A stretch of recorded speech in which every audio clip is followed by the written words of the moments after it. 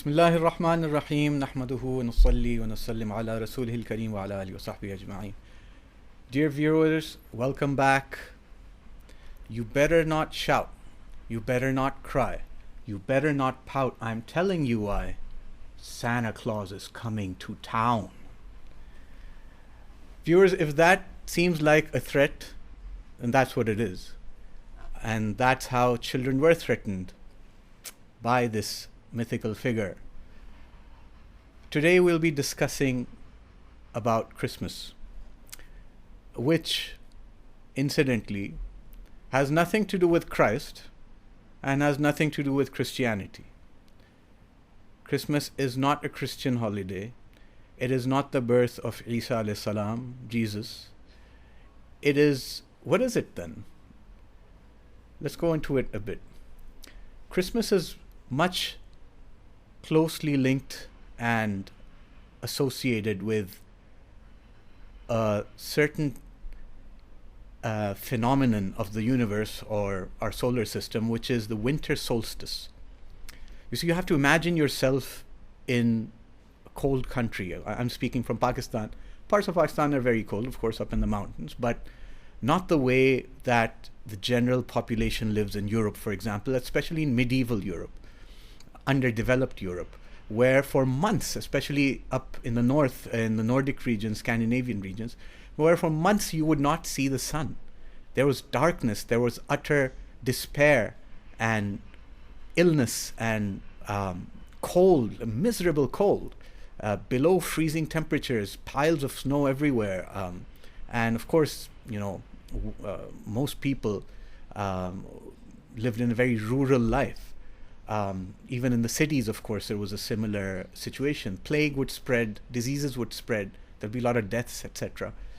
And what happens suddenly is, as the days get shorter and shorter, a day comes when this is the shortest day of the year. And now, from now on, the days will start to get longer. So here is the birth of hope, the birth of health, and what is represented through this is the sun. The sun is the representation of life, of health, of warmth, of heat, of light, of hope.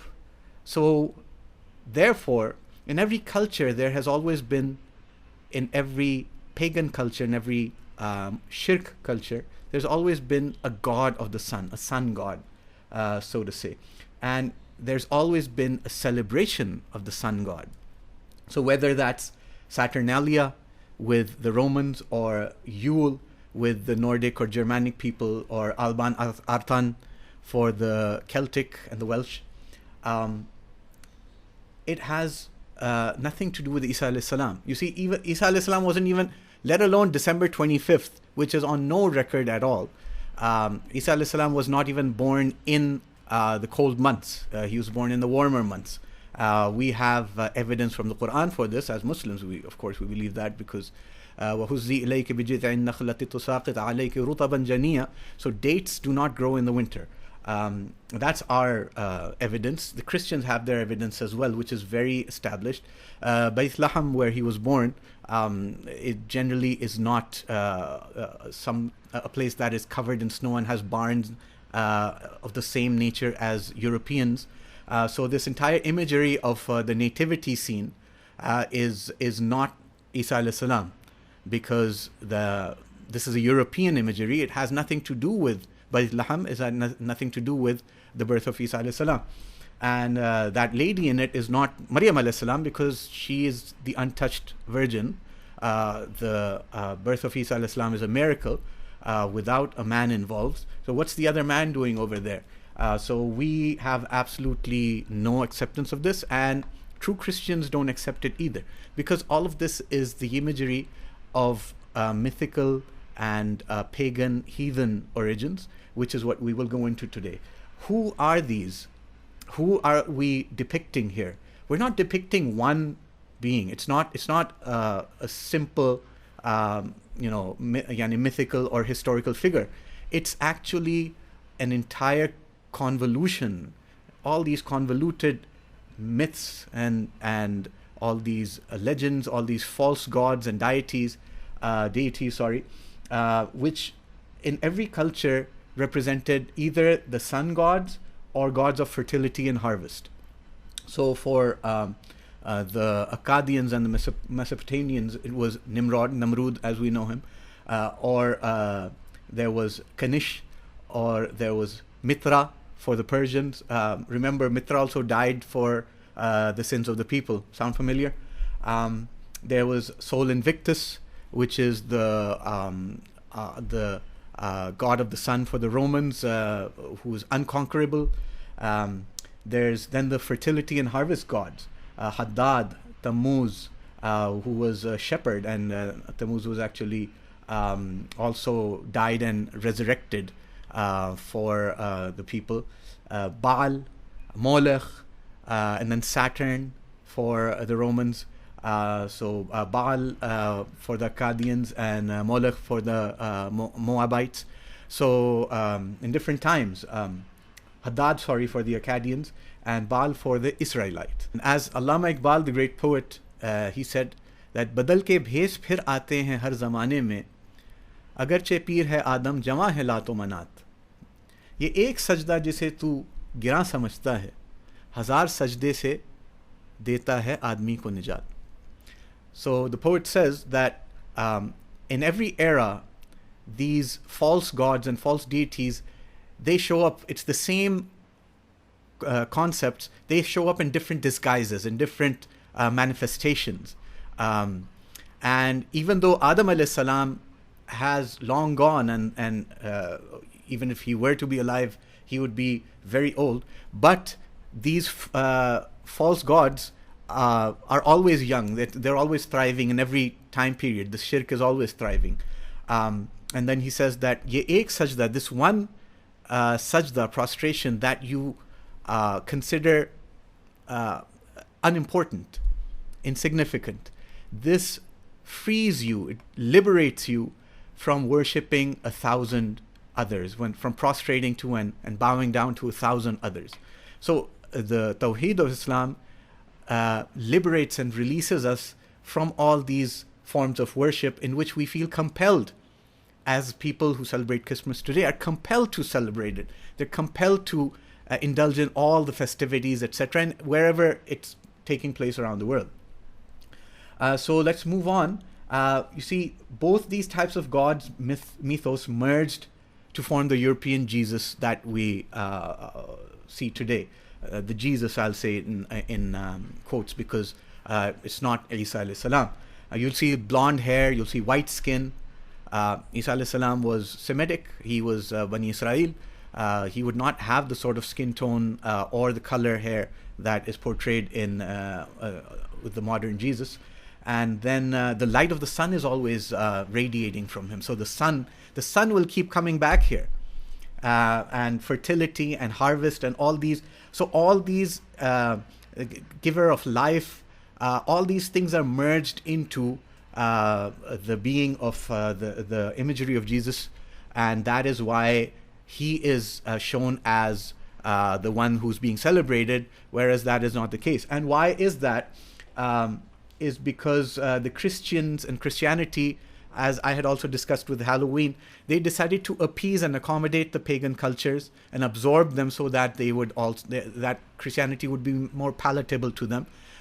Muslims, of course, Islam prohibits this compromise, and there's no accommodation for especially in worship. So that is why Christianity was unable to retain itself either.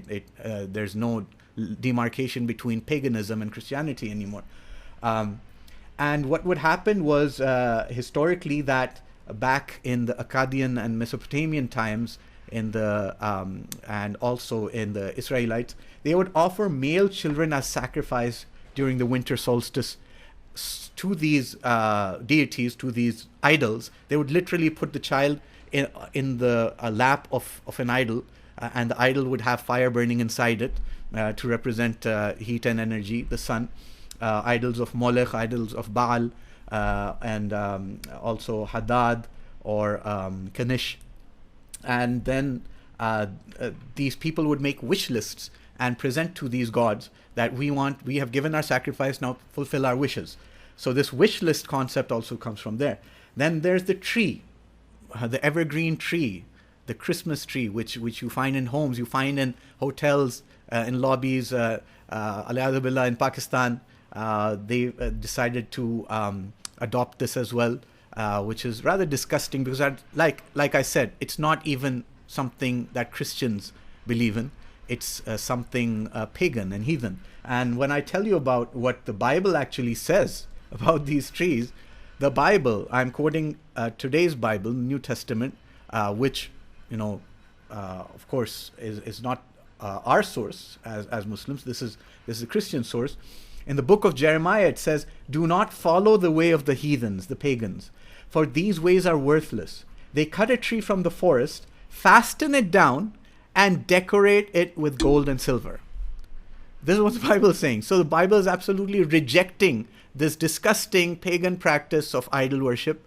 Yet Muslims are considering it some form of,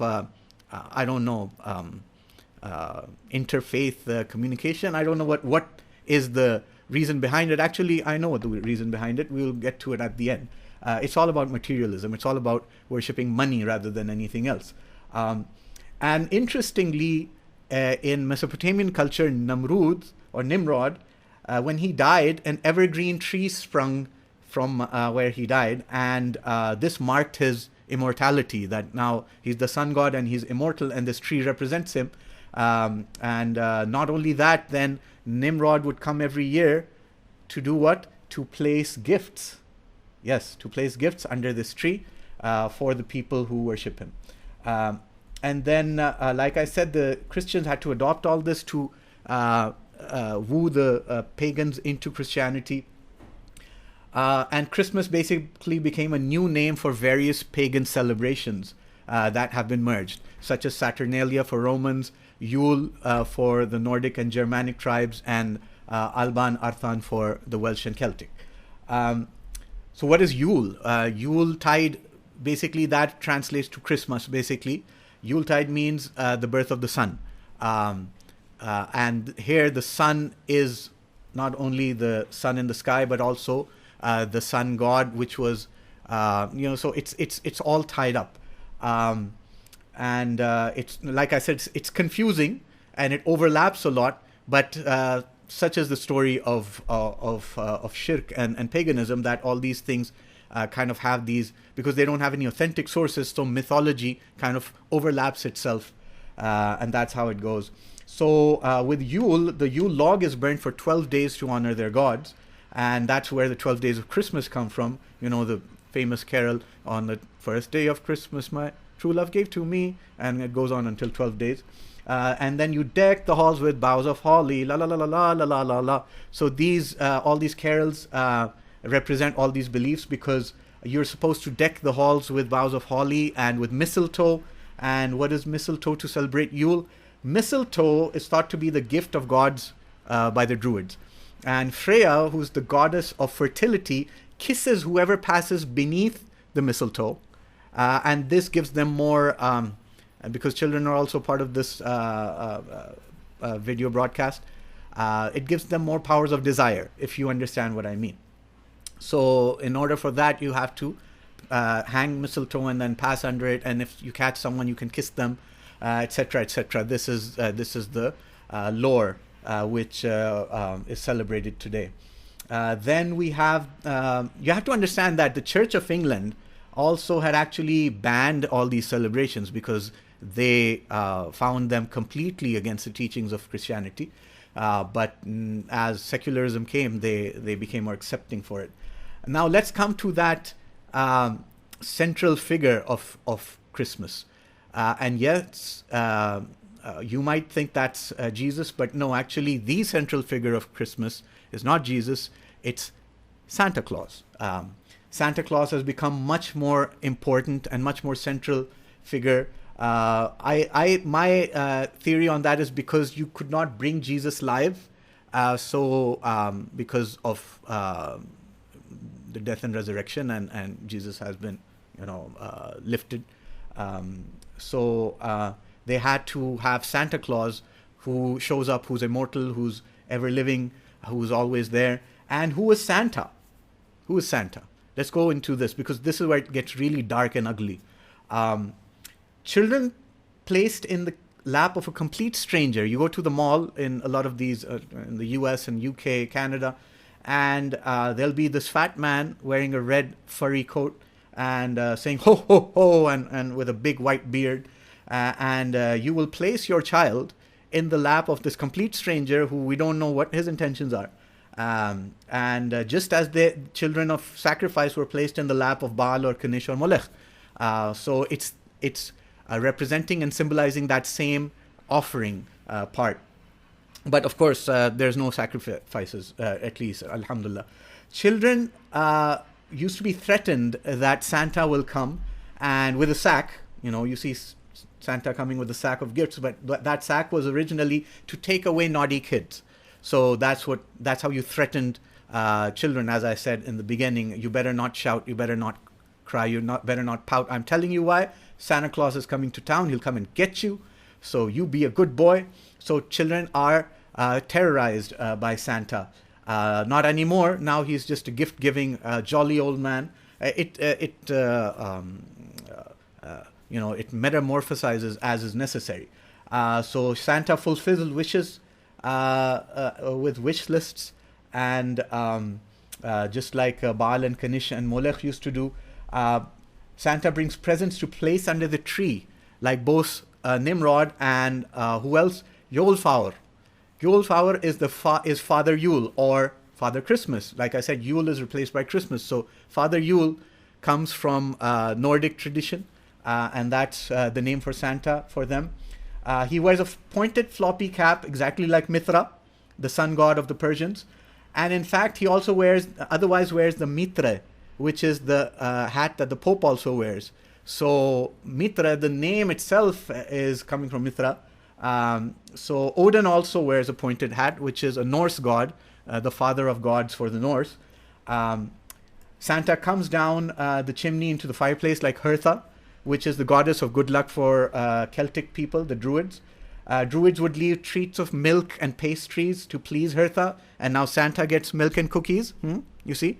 All of these have their pagan origins, and all people are doing is celebrating paganism, celebrating idol worship, false gods, superstition, mythology. That's all it is. And then Santa flies on a sleigh pulled by 8 reindeer. Like Odin would fly on a sleigh with an 8-legged horse. So that's where the 8 reindeer come from the 8-legged horse of Odin.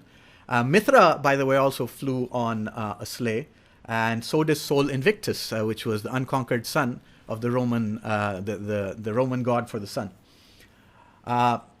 Another fact about Odin is that he has info collected from the whole world. He has ravens who collect information from him.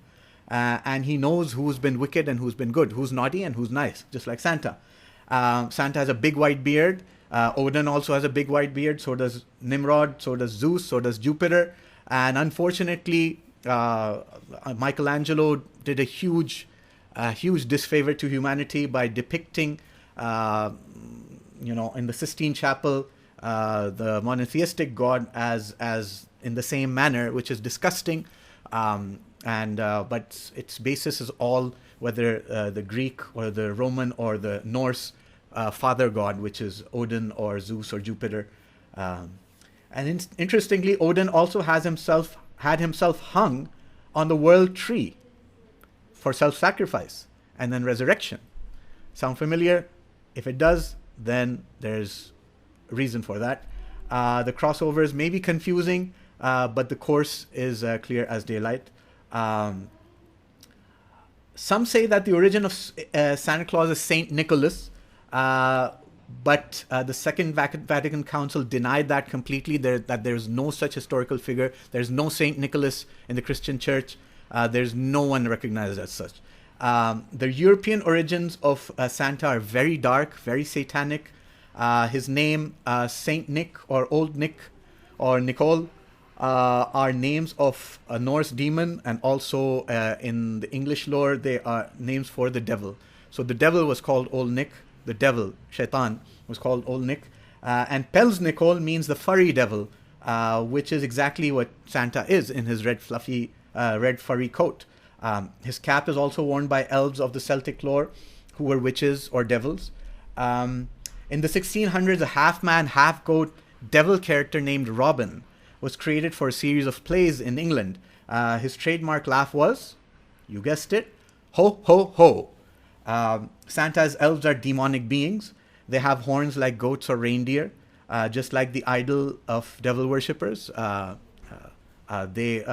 devil worshippers, Satanists, also in their depiction, their god Satan has a goat's head with goat's horns. Krampus, who is a goat-like monster, is Santa's helper, who terrorizes and beats naughty children. No, really, this really happens. They go around doing this in present-day Europe still. You can find it. You can find videos of it on YouTube as well. So in essence, Santa is a merger of false gods and devils. He represents both at the same time.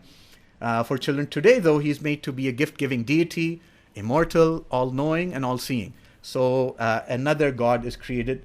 And basically, in conclusion, the biggest gods that we're fighting, the most dangerous false gods are wealth and desire. All of this is because to make money, to make fools of people, and the most dangerous religions that we need to confront are materialism and hedonism. Materialism being the worship of material things, of wealth and money, and hedonism being the worship of desires. So in order to liberate the entire humanity from this worship of false gods and from the most dangerous religions of materialism and hedonism, Allah has given us Islam. So let's liberate ourselves, let's liberate the rest of the world, and please help your children as well, help others as well, forward this video, share this video with other people as well. Let them know that this is history. This is not something partial. This is open to discussion, and anyone who wants to open their eyes can open their eyes. Please, let's not participate in this devil worship, and save ourselves and our children. Don't forget to like and subscribe to the channel and share this video with as many people as possible. May Allah subhanahu wa ta'ala guide all of us.